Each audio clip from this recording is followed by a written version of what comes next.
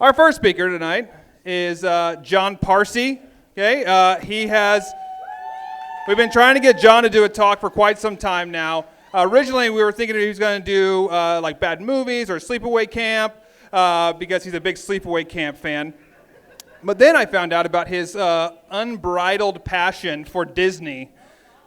Yes, I know, it's intense. So we had John talk about Disney tonight. So without further ado, John Parsi talking about the architecture of Disney and the future.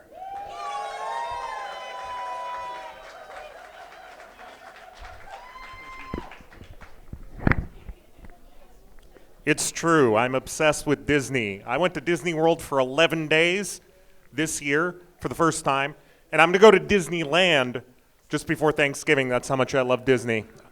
So here we go. No, it's quite all right. I like to kneel. You might recognize this. This is Spaceship Earth. It's the marquee part of EPCOT, and EPCOT stands for the Experimental Prototype Community of Tomorrow. So when Walt Disney created Disney World, his entire thought process was that Disney World would actually be a working city. He didn't want it to just be an amusement park. He wanted people to be able to work and live inside of Disney World and have an entire area created all around for the future, because that was something that Walt Disney was obsessed with. One of the things that inspired Epcot Center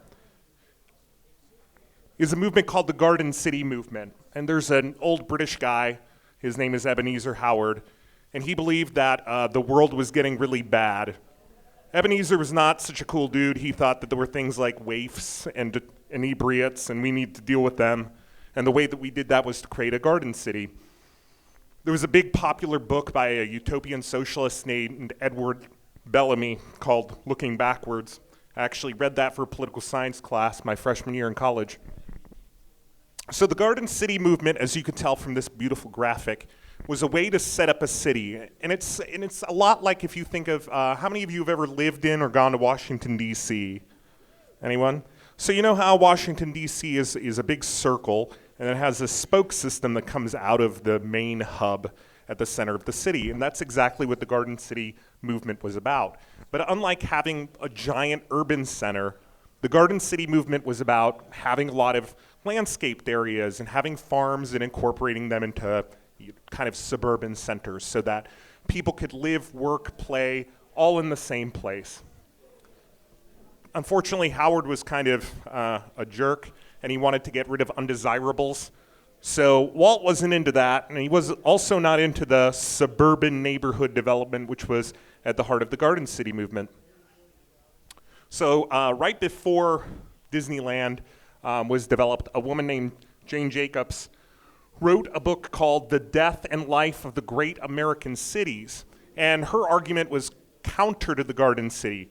She said, listen, these planned communities where we have, one deep center and then that's where people work and from the outside is where people live is bullshit.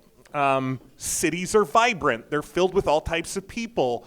People live and work in the same places, and those things are good.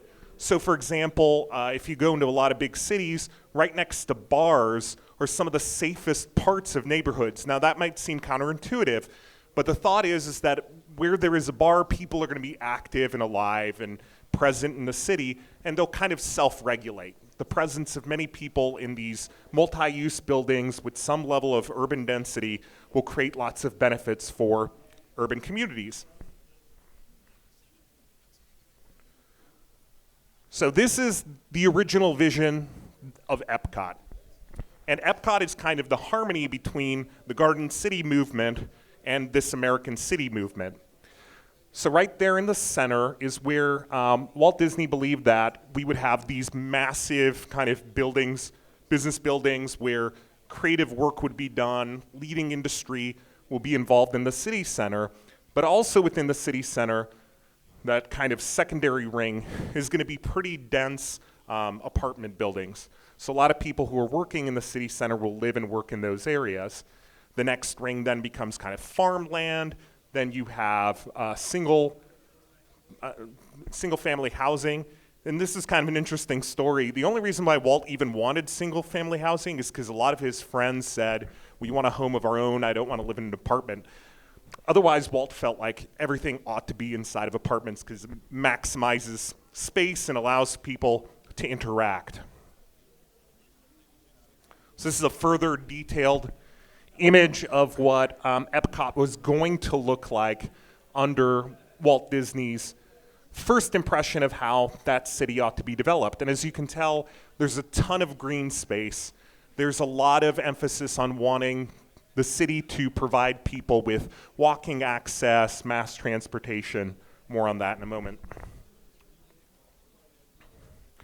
So when EPCOT, kind of the idea of EPCOT as a living city was abandoned, he designed the next phase, which was something called Progress City. And Progress City is basically that same design that we had originally for EPCOT, but with more towers and less Spaceship Earth. So this was ultimately his long-term design for how he thought that a major urban area would or should develop. This is what the city center would have looked like in Progress City. And as you could tell, right in the middle, you kind of have your business and industry. You have a lot of parks. And then on the outskirts, you have apartment complexes. As you move further out, you have entertainment. You have more farming. The little domes that you see scattered around are actually something that's coming into life in Seattle right now. Amazon has invested a ton of money in building little bubbles just like the ones you see in Progress City so that people who are working can have these outlets.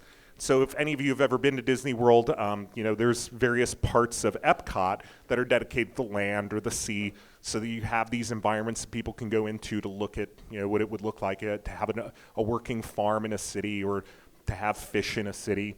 And those little bubbles are meant to be that. They're supposed to be these little distinct ecosystems that people could go into and enjoy and relax. This is the Monsanto House of the Future. Monsanto, known for making Frankenfood, originally made buildings. And this was one of their original designs. It was an actual attraction at Disneyland in the 60s. So the House of the Future was what Walt Disney believed would be the way that we would live in the future. It was kind of these mobile homes that would allow for a lot of change in terms of the interior of the building. And we'll look some more about what the inside of the house would have looked like. That old lady with the funny pants does not come with the House of the Future. Sorry, guys. So this is what he saw. Again, a lot of the urban design, a lot of the home design that Walt Disney had was about creating the best possible flow and interactions between people. So if you look at this house, you come in, you go into the girls' bedroom, the boys' bedroom, the master bedroom, and there's a living room, and then there's the kitchen, so that each part of this of a four-piece home allows for people to have access to all of the rooms and allows that access to have the maximum amount of flow because he wanted those levels of interactions. He thought that the family unit required as much interaction as possible to thrive. So the next question for Walt, besides like what will your house look like, is how do we have transportation? This is Walt Disney with the first iteration of the monorail, and that's Richard Nixon in there with his family because they were there when the monorail was inaugurated. It's kind of creepy. So Walt's monorail, which was the first active monorail in the United States, he thought that would be the transportation system that allowed people to go to the outskirts. So if you remember the original Progress City, you have a big city center, then you have all the majority of the urban housing, and then you move out and you have farms, etc. Well, he thought we're going to eliminate cars, and part of that is going to have these monorails that'll take us from one city to another city or connect us from the interior of a city to outlying exterior parts where people go for leisure. Richard Nixon was really into that, really into relaxing. Then for the city center, we have a people mover. So the people mover was another idea that Walt had about mass transportation with the interior of the city. He said, you know, kind of one of the problems that we have as a community in terms of mass transit is that we have to wait to get onto things. And Americans really hate waiting for stuff.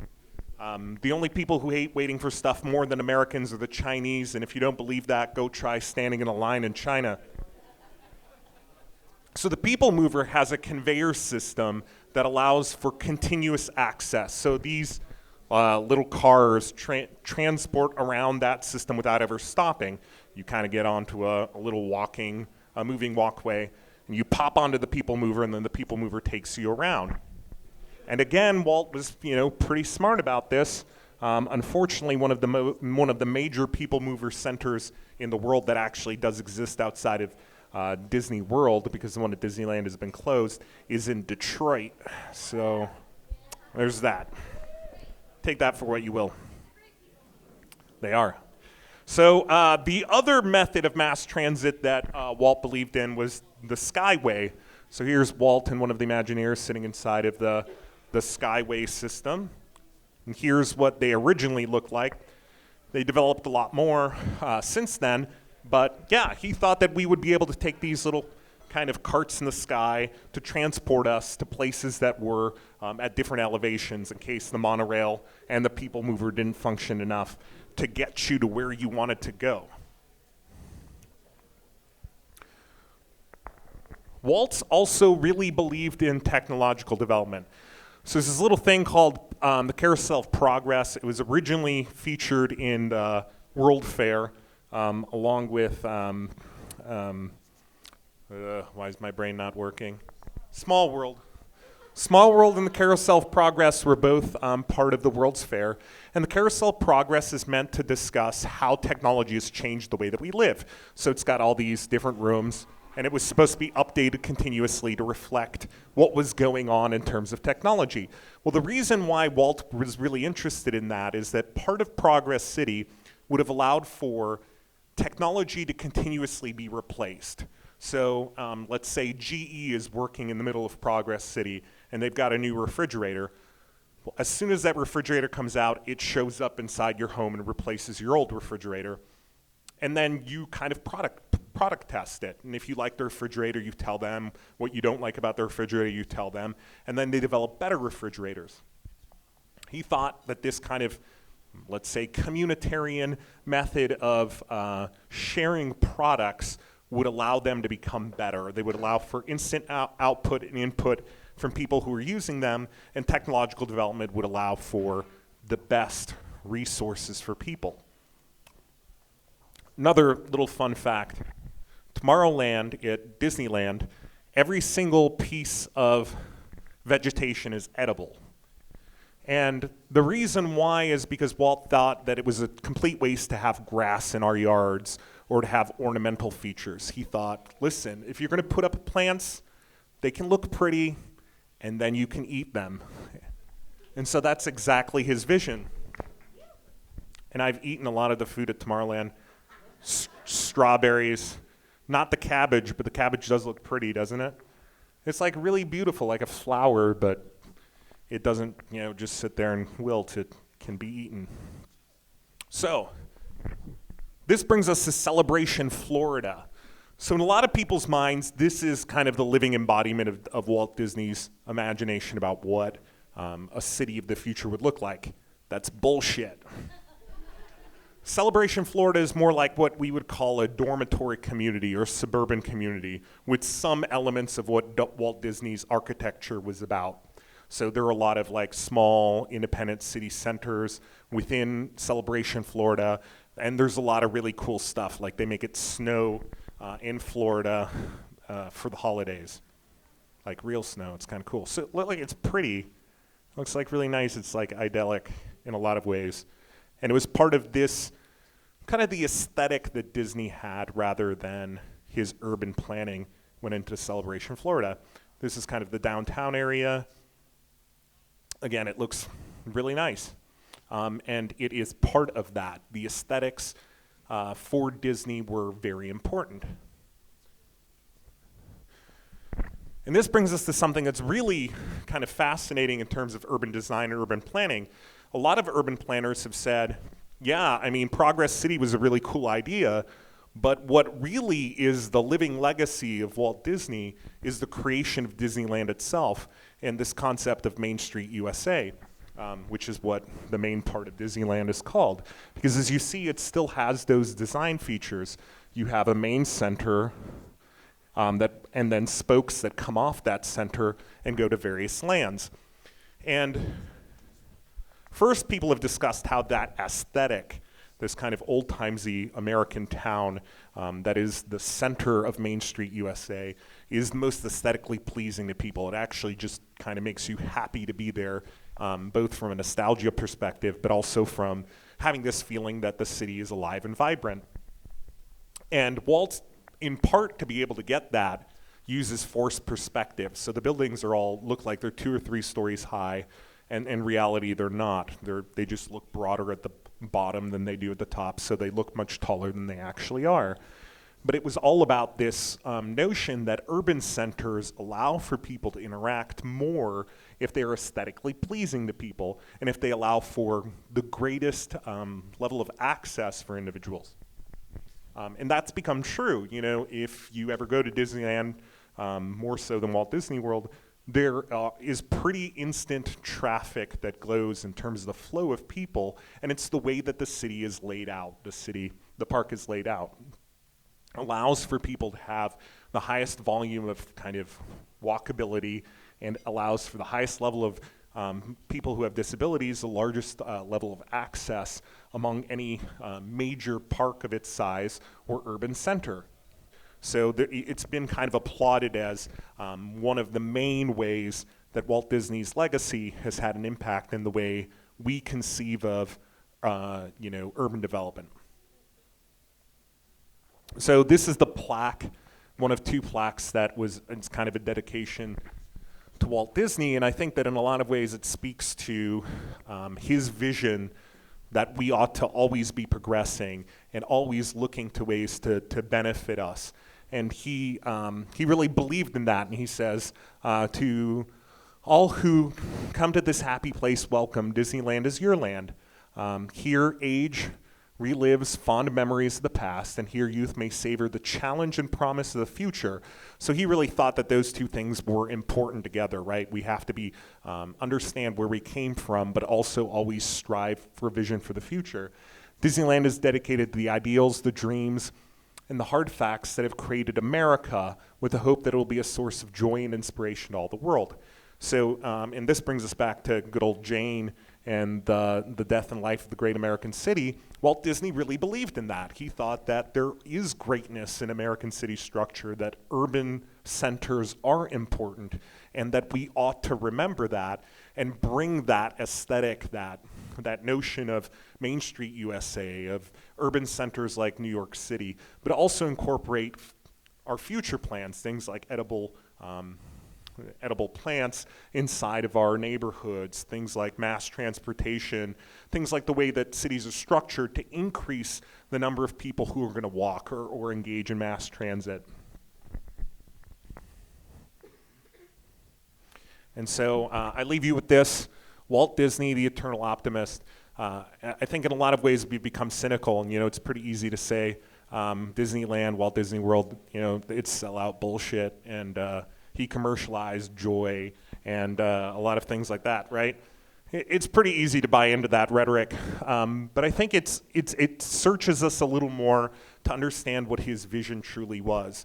And yes, in a lot of ways it commercializes those things and makes kind of aesthetically beautiful and similar areas. But on the other hand, it's kind of a promise that both our imagination and our future are still living, growing things that we can engage in. So in that way, I give a little shout out to Walt Disney. Thank you very much. All right, everybody. Oh, hell. Okay, here we go. Everyone give it up for John Parsi. All right, quick Q&A. John, can I just get you to answer a couple questions, if anybody has any real quick? You, sir. Yeah, go ahead.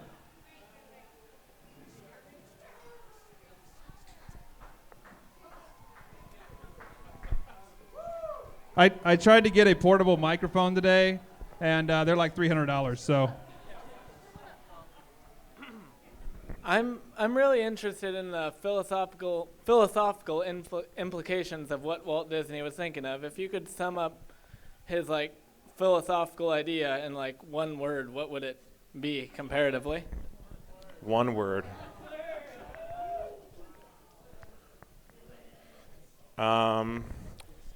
Well, I'm going to point you to a philosophy. So Robert Putnam has written a book called Bowling Alone that talks about civil capital. And I think that's what he really believed in. He thought that the more we hang out together, talk together, interact with one another, the better world we'll have, because that's how we gain understanding. So for example, at EPCOT, EPCOT is centered around there's all these little areas that are dedicated to different parts of the world. And I think Walt really did believe that, like, hey, if you interact with people from other places, then you have a better understanding of who they are. So that's what I think he kind of believed in. Civic. yes, in the back. Yeah. Here. So Ebenezer Howard was a huge eugenicist. Do you think Disney subscribed to that ideal or no? No. No, I think those rumors are, that's the running joke, right? That Walt was an anti-Semite and hated all types of other people. I don't think that's actually true, and I think that's part of the reason why he rejected Ebenezer Howard to some extent in terms of development of the Garden City. I think that his vision of urbanization as opposed to suburbanization, which is what the Garden City incorporated, are very different. Yeah, this is from the other gal who did the Disney talk. Yeah. About World War II. Yeah. Yeah, not such a great legacy there. He did a lot of propaganda for the United States government, which involved some, shady racism. Hey, it was fun. It was a hard times. Hard times. Anybody else? Question? Yep. So, I mean, Disneyland is kind of like what we consider like a little bit of our history here, but things like urban planning, permaculture, edible food, gardens within a city structure, gardens on top of tall skyscrapers, trying to use higher densities, living areas so that we can maximize ground usage. I mean, these are all ideas that have been around for a long time, but yet we don't really see them in use as much as we think that they should be. In your opinion, do you think that our cities are currently set up well? And if not, I mean, how can we re-renovate our cities to kind of go with this? No, I mean, cities are kind of poorly set up. I mean, like Anchorage is a great example of that, right? There isn't much of a livable city center. It's somewhat walkable. I mean, I can walk here from my neighborhood, but a lot of people can't. Mass transit here sucks. We don't have a commuter rail. We don't have trains. We don't have a people mover. We don't have a Skyway. I guess if you go to Girdwood and pay $34, you can ride it one way. But I think that a lot of that, like his vision, right, is coming to fruition. We're seeing a lot more urban farming. We're seeing a lot of people coming back to cities. Urban centers are growing. Multi-use facilities are becoming a bigger deal. I think that there's more emphasis on architecture and city structure being walkable. So, for example, the city of Anchorage is trying to invest in a renovation of Spenard, which probably won't happen because our economy sucks and our legislature doesn't want to do anything about it. Sucks, but reality. But if they were to do something about it, I think that area could become a lot more walkable. We have a lot of trail systems here. I think that's part of his vision. I tried to go through the slides pretty quickly because time sucks right now. But he really did believe in like trail systems. Part of the reason why Walt Disney World is built in a swamp is because he wanted to preserve nature in its raw form, and he thought if cities abutted up to these areas that are totally undevelopable, so like a swamp where no one is ever going to want to build anything, that will create that ecological center for people to go out to and appreciate nature. So you can have both kind of urban gardening and these exteriors. And I think maybe like Walt Disney would be a hipster today. And so he does have a vision for the future that still exists, right? I mean, it's still future looking because we're not there yet. So what you're saying is that he would not have a pencil mustache, he would have a beard? Yeah, I don't know. Like pencil mustache, like mustache solo, that's pretty brave. That's True. like really brave. It's true. Right? It's true. Maybe maybe that's the new thing. Pencil mustaches. There Who's we go. starting it? Yep. Dash is going to start it. Okay, one more question and then we'll wrap this up. Dash, go ahead. Sorry. So Walt Disney thought that everything should be edible, except that he clearly didn't know what he was talking about with agriculture. When you put a large quantity of ornamental cabbage in your soil, you create a dust bowl. Yeah. That's why we have ground covering grass, as opposed Right. to edible everything. It's Right. because we did that in the early 1900s and nearly killed America. Right, but the difference I think is like diversity of product, right? So it's not singular.